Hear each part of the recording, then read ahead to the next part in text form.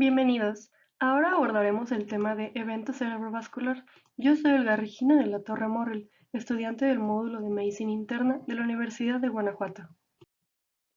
Un evento cerebrovascular es un síndrome ocasionado por una lesión o déficit neurológico aguda, que puede ser de dos etiologías, hemorrágica o isquémica.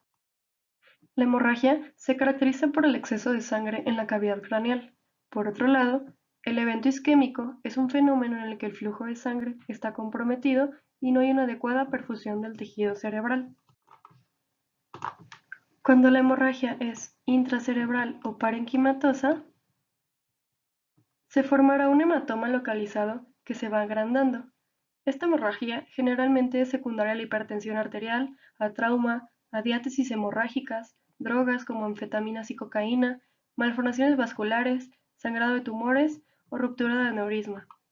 En cambio, cuando la hemorragia es subaracnoidea, implica que hay sangrado en el líquido cefalorraquídeo, por lo tanto, la presión intracraneal aumentará rápidamente, y esto generalmente se debe a ruptura de aneurisma de la base del cerebro y sangrado por malformaciones vasculares, además por diátesis hemorrágicas o traumatismos. La isquemia cerebral puede ser por trombosis o por embolia, sin embargo, estos pueden coexistir. Cuando hay una trombosis, hay una obstrucción in situ de la arteria, por lo tanto, la enfermedad es localizada y puede ser por enfermedad de grandes vasos o de pequeños vasos. Estos últimos generalmente ocasionan infartos lacunares, y la trombosis, en general, ocurre por aterosclerosis, pero también puede ser por disección o displasia fibromuscular de la pared arterial, por vasoconstricción, arteritis u oclusión traumática. Por otra parte, la embolia es cuando las partículas se originan fuera del cerebro y migran hasta ocluir el flujo arterial. Pueden afectarse varios sitios debido a que se pueden generar múltiples émbolos de un mismo origen y se clasifican según la procedencia del émbolo, ya sea de fuente cardíaca, es decir, que los émbolos producidos vienen por una fibrilación o flóter auricular, enfermedad mitral o aórtica, válvulas protésicas, infarto de miocardio en el último mes, insuficiencia cardíaca congestiva, miocardiopatía dilatada, endocarditis, etc. Cuando hablamos de una fuente probablemente cardíaca o aórtica, nos referimos a que, por medio de ecocardiograma, tenemos hallazgos de calcificación anular mitral, foramen oval permeable, cardiopatía auricular, etc. Cuando es arterial, generalmente es por aterosclerosis aórtica y puede ser también de origen completamente desconocido. Para determinar la etiología del evento cerebrovascular, podemos basarnos en los criterios TOAST, que estos nos podrán ayudar a orientar a nuestro paciente para darle una prevención secundaria. Estos criterios nos hablan de que las etiologías pueden ser indeterminadas por cardioembolismos producidos por fibrilación auricular, por trombosis, cardiomiopatía, etc., por enfermedad de grandes vasos por aterosclerosis, por enfermedad de pequeños vasos que provocan los infartos lacunares, o por otras causas como disección, vasculopatía, vasculitis o un estado de hipercoagulabilidad. Además, existe otro término conocido como evento isquémico transitorio. Su definición ha ido cambiando, sin embargo, actualmente se define clínicamente únicamente y se refiere a que hay una alteración neurológica focal que tiene una duración sintomática menor a 24 horas. Lo típico es que dure solamente de segundos a una hora máximo.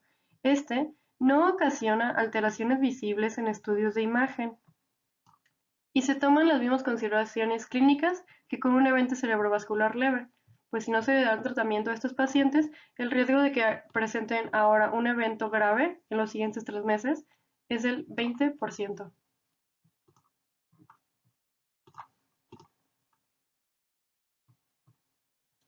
Hay que recordar que cuando tenemos un evento cerebrovascular de origen hemorrágico, generalmente es ocasionado por hipertensión.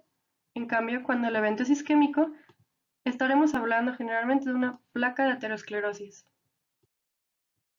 La mortalidad del evento cerebrovascular ha ido disminuyendo en las últimas décadas, gracias al diagnóstico temprano y al manejo de los factores de riesgo vasculares, con modificaciones al estilo de vida y tratamientos médicos. Sin embargo, sigue siendo de importancia. Los factores de riesgo no modificables corresponden a la edad, a la raza, genética y antecedentes familiares. Los factores de riesgo modificables, y en los que debemos hacer hincapié, corresponden a la hipertensión principalmente, tabaquismo, obesidad, una dieta inadecuada e inactividad física, diabetes, consumo de alcohol, factores psicosociales, cardiopatías y dislipidemias. Además, debemos saber que la mayoría de los eventos se deben a un proceso isquémico, corresponde del 68 al 80% de estos, y el restante, el 20 al 32%, corresponden a un evento hemorrágico. El evento cerebrovascular es la segunda causa de mortalidad y de discapacidad a nivel mundial, y es importante saber que los hombres jóvenes y las mujeres mayores tienen una mayor incidencia. El cuadro clínico puede ser muy variado e inespecífico, pero es común que haya pérdida repentina y focalizada de la función cerebral, así como presencia de cefalea intensa, de inicio agudo, con náuseas y vómitos, además de parestesia y parestesia faciales, debilidad de miembros superiores e inferiores y disartria. El cuadro generalmente es inicio súbito y/o progresivo durante minutos u horas. Además, puede haber fluctuaciones en los síntomas. Podemos apoyarnos de la escala de Cincinnati. Esta se usa sobre todo en el ámbito prehospitalario y consiste en pedir al paciente que sonría, que levante los brazos y que diga su nombre, para poder evaluar si existe una desviación de la comisura labial, debilidad de las extremidades superiores o alteración en el habla.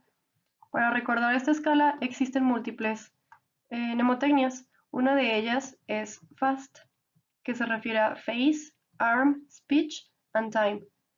Time se refiere a que en caso de que esté presente alguna alteración en la cara, en los brazos o en su habla, se debe llamar a emergencias.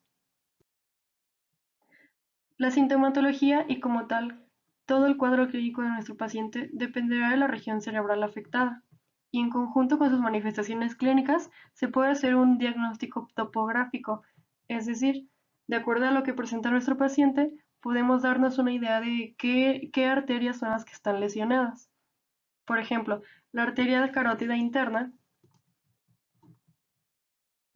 la arteria cerebral anterior, la arteria cerebral media, la posterior, la vertebral, la arteria cerebrosa posterior inferior, la basilar, cerebellosa y la lagunar. Esta última nos da infartos lagunares que ocurren en tejido cerebral muy profundo y que nos da síndromes muy específicos.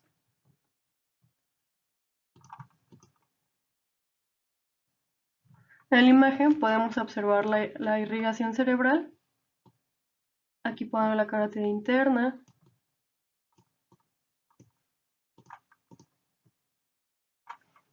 Y ahora, en esta otra imagen, podemos ver el territorio que irriga principalmente la arteria cerebral anterior con el número 1, la arteria cerebral media con el número 2 y la posterior con el número 3.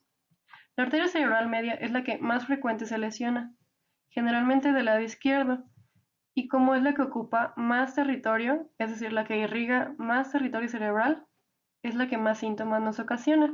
Frecuentemente habrá hemiparesia y hemianopsia, con desviación oculocefálica hacia el lado lesionado, afasia o agnosia y alteración en los miembros superiores contralaterales. Cuando nuestra lesión es en la arteria cerebral posterior, observaremos hemianopsia homónima y cuando la lesión es en la arteria cerebral anterior, habrá hemiparesia, apraxia, alteraciones motoras y sensitivas de los miembros inferiores contralaterales. A la exploración de nuestro paciente, debemos hacer una valoración inicial del estado neurológico y de conciencia en busca de focalizaciones, aplicando escalas neurológicas como NIS y Glasgow. Además, debemos manejar el ABC de urgencias, es decir, su vía aérea, ventilación y circulación.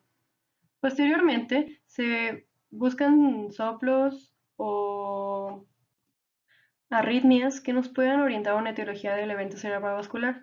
Se hace una exploración detallada del cuello y tórax para detectar soplos vasculares y o cardíacos, palpar los pulsos para evaluar su presencia, simetría y frecuencia, y en los pulmones se buscan ruidos anormales que indiquen broncoespasmo, sobrecarga de líquido como estridor. La escala de NIS consiste en 11 elementos que suman 42 puntos y nos clasifican el evento en leve, moderado y grave, de acuerdo a si tiene menos de 5 puntos, de 5 a 9 puntos o mayor o igual a 10. Esta es la escala de NIS. Y cuando tenemos más de 4 puntos y menos de 25 y sospechamos que nuestro paciente tiene un evento cerebrovascular isquémico, pues nuestro paciente será candidato a una terapia de trombólisis.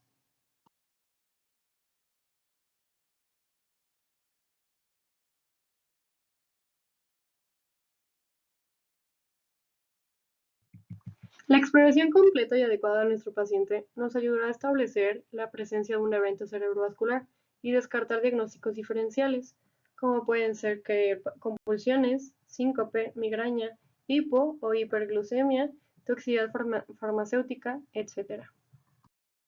Las alteraciones neurológicas focales de nuestro paciente y en sí todos los signos y síntomas que presenten dependerán del territorio vascular y cerebral que se encuentre comprometido. Es importante recordar que en los eventos hemorrágicos no habrá signos y síntomas tan específicos, porque la sangre se acumula y no sigue un patrón predeterminado. Por ejemplo, una hemorragia en el putamen nos dará manifestaciones similares a un evento isquémico de la arteria cerebral media, es decir, que tendremos hemiparesia con hemianopsia, desviación oculocefálica hacia el lado lesionado, afasia o agnosia y alteraciones en los miembros superiores contralaterales. Una hemorragia en el cerebelo, por su parte, se manifestará más bien con ataxia, vómitos, cefaleas, hidrocefalia, etc. Cuando tenemos una lesión en la arteria cerebral anterior, observaremos hemiparesia, apraxia, alteraciones motoras y sensitivas de los miembros inferiores contralaterales, porque es la zona que se manifiesta en el homúnculo. Cuando la lesión es en la arteria cerebral posterior, más bien tendremos hemianopsia homónima. Para hacer el diagnóstico, primero que nada debemos sospechar que nuestro paciente está padeciendo un evento cerebrovascular. Después debemos hacer una historia clínica muy detallada para conocer cuánto tiempo lleva de inicio los síntomas. Posteriormente haremos un ataque simple de cráneo para determinar si el evento es de etiología hemorrágica o isquémica y también para determinar que existe un evento. Como número 4 debemos monitorear la glucemia, la saturación de oxígeno, la presión arterial y la temperatura. Es importante porque debemos adoptar medidas de neuroprotección con base en esos parámetros. Además, debemos hacer electrocardiograma, enzimas cardíacas, tiempos de coagulación, electrolitos séricos, pruebas de función hepática, etc. Todo lo que sea necesario para descartar cualquier diagnóstico diferencial y establecer la presencia del evento cerebrovascular. Una vez hecho el diagnóstico, debemos proceder a dar el tratamiento lo antes posible. El algoritmo diagnóstico de las guías NTEC nos piden que primero que nada sospechemos la enfermedad vascular cerebral en nuestro paciente. Posteriormente hagamos un interrogatorio y exploración física detalladas y orientadas. Y si el cuadro sí nos sugiere un evento cerebrovascular, hagamos un TAC o resonancia magnética de preferencia. Idealmente se solicita una tomografía. Cuando el cuadro no nos sugiere un evento cerebrovascular, se procede a descartar diagnósticos diferenciales. Una vez que confirmamos que existe un evento cerebrovascular,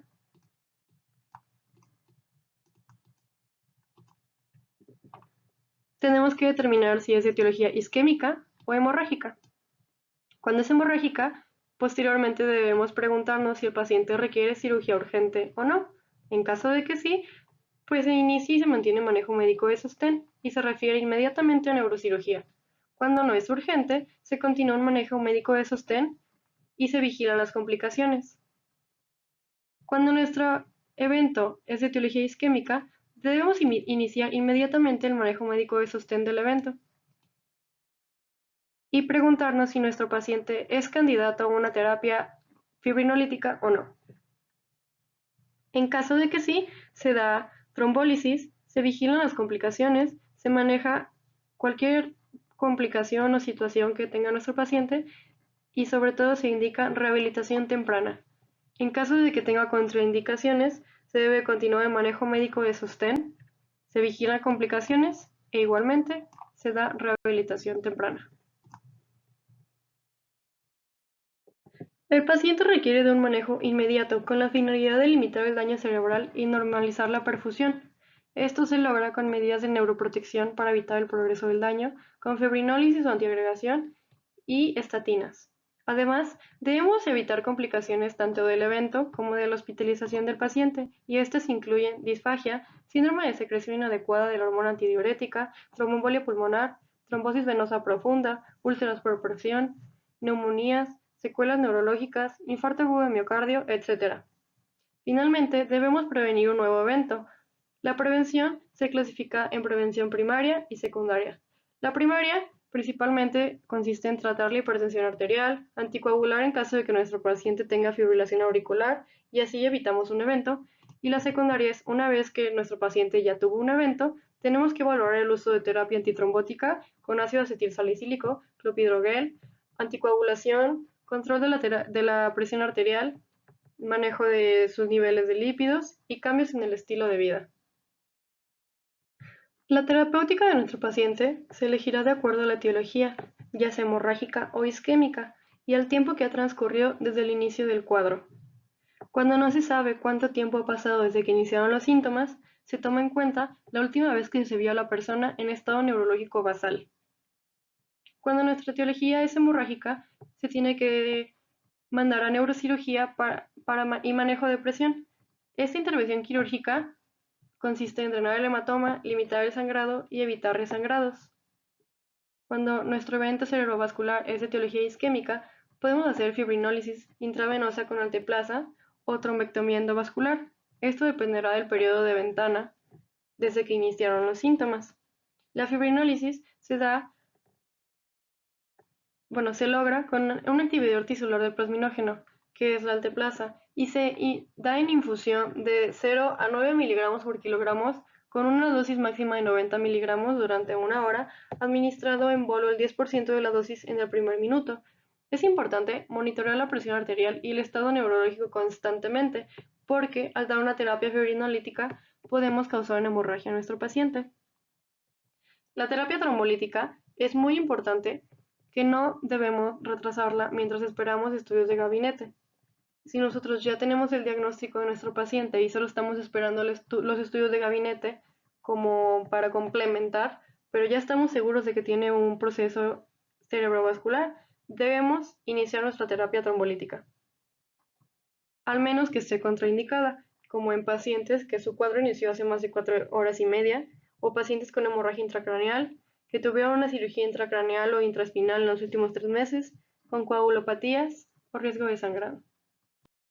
Es importante que manejemos la vía aérea y mantengamos la saturación de oxígeno en nuestro paciente por encima del 94%, así como debemos asegurar una estabilidad hemodinámica y controlar cualquier condición que contribuya al daño.